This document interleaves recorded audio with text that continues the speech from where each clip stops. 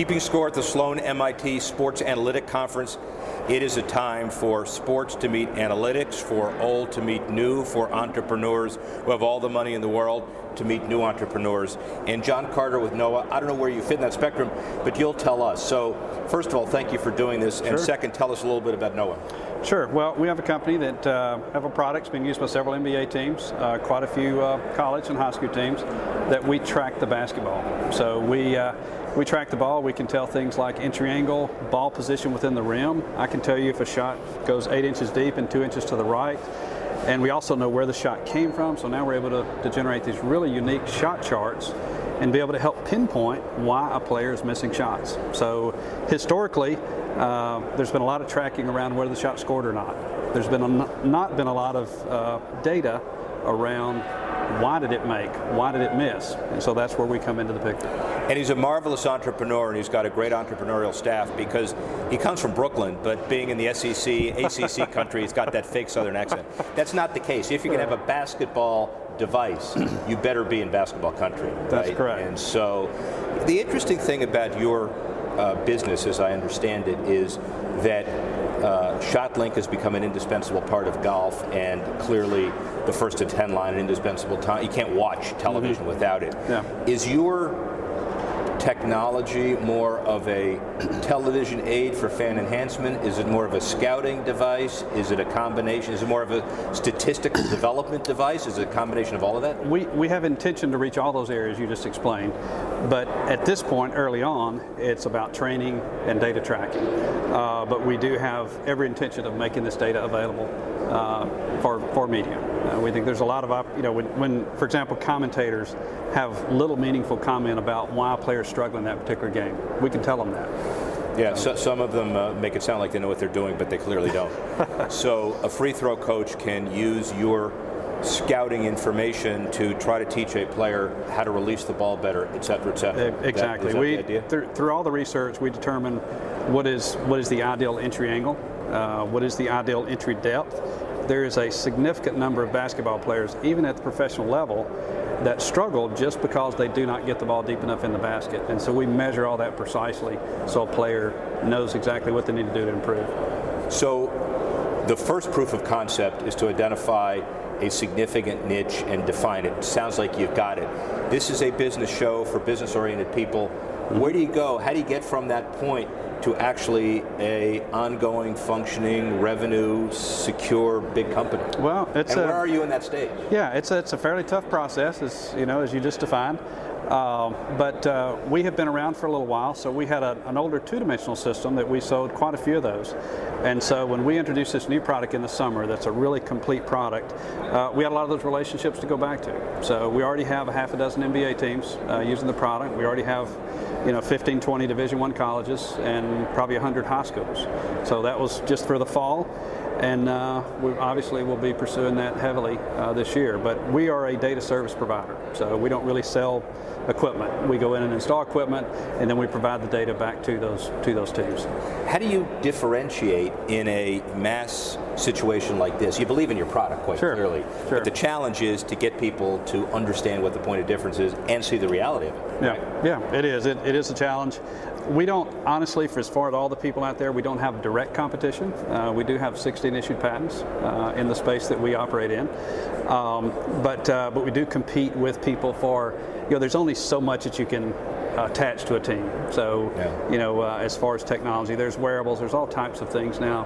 And so we have to convince these, these teams that our technology is appropriate and we're going to make them better. Your background?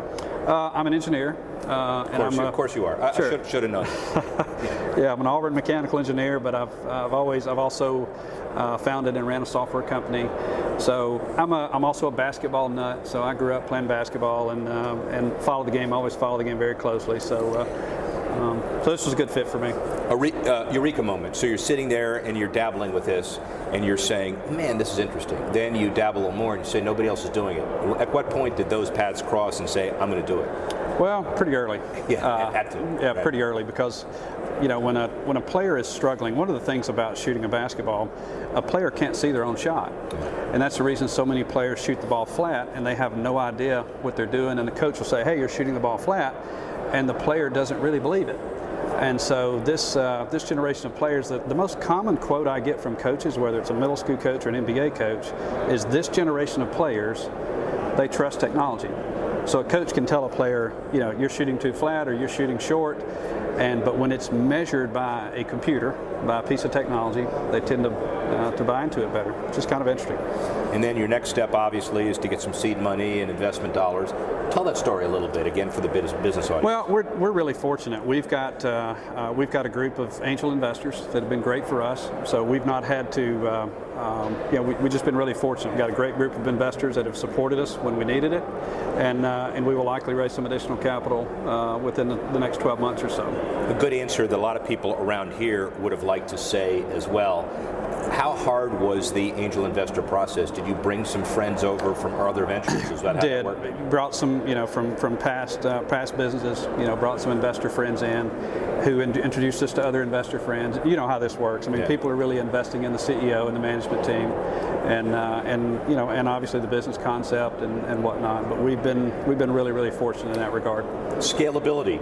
There are 317 Division I college basketball programs. There are a lot more D2 and D3. Obviously, all the NBA, and then in other sports. Have you looked at where you're going to be 3, 4, 5 years from now? Well, we want to reach. We want to be in every gym. There's over 90% of high school basketball players are not reaching their potential. Over 50% of college players are not reaching their potential, and over 25% of professional basketball players are not reaching their potential. If a player shoots 50 degrees, the optimal is 45. They're not reaching their full potential. They're leaving points, and so we want to reach everyone. And we've got a pricing model. You mentioned all those college and pro teams, and many people think that's where we focus all of our attention, and we do focus attention there, but we focus a lot of attention at the high school level. There's 25,000 of those. 25,000 of those, and they all want to be really good. Yeah. They all want to teach their kids how to shoot. What's the point of entry in your basic point of sale? Who do you have to convince first? The coaches, the athletic departments?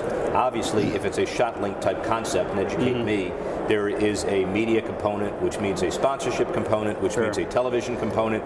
What's the pecking order? Well, it varies depending on who you're talking to. If I'm at a Division I college, I've got to get to the head coach. I might work my way in through the director of operations or the video guy, but I've ultimately got to get to the head coach. At the high school level, we not only have to get to the coaches, but we also have to get to the boosters and parents. Yeah. So we do a free on-site demo and clinic that our sales reps scattered all over the country. They'll go in, do a little clinic, they'll invite the parents and boosters, and that's how we get them done there. But it varies. It really varies depending on who you're after. Two audiences I want you to speak to, and then we're done. You can go out and sell all you want to. First audience are the aspiring students out there who want to be like you, want to be like her, want to be like you. What do you tell them? Be ready to work extremely hard. It's a lot of, we've been at it for a little while, so you have to really stick with it. And there's a lot of entrepreneurs that get in there and things don't go quite as well as they'd hoped. But you better have some glue, and you better really stick with it, and be passionate about what you're doing, and don't give up. I mean, that's a lot of people I've found tend to, if things don't go well right out of the gate, they tend to move on to something else. But if you're very confident what you've got, which we are, we've stayed the course and worked really hard to get where we are. Perfect answer. Now the room is cleared out. Now you got investors / teams / coaches. What do you tell them? Well, we basically talk about this is a really big market, and we're in the world of big data, and the stuff that we do as far as machine learning and the stuff that we do as far as data is very relevant, and there's just a really big market available when you go from the college down to the high schools and up to the professional. It's a very sizable market. Now the final answer, which could lead to business, probably not, but I'll tell you in advance, it could lead to business. So there's this old guy with questionable talent but a big ego, and he's got a basketball court at his house. Yeah. But he beats people in horse, but not always. And of course, the key is to slam someone as soon as they come back. Can that person use your product? Yeah, absolutely. We have a lot of systems that have been installed in people's driveways. Is that right? We absolutely do. All right, ladies and gentlemen, he's sending me one, and I'm coming back. As a better horse player, you better watch out. John Carter, Noah, thank you very much, my friend. Thank you.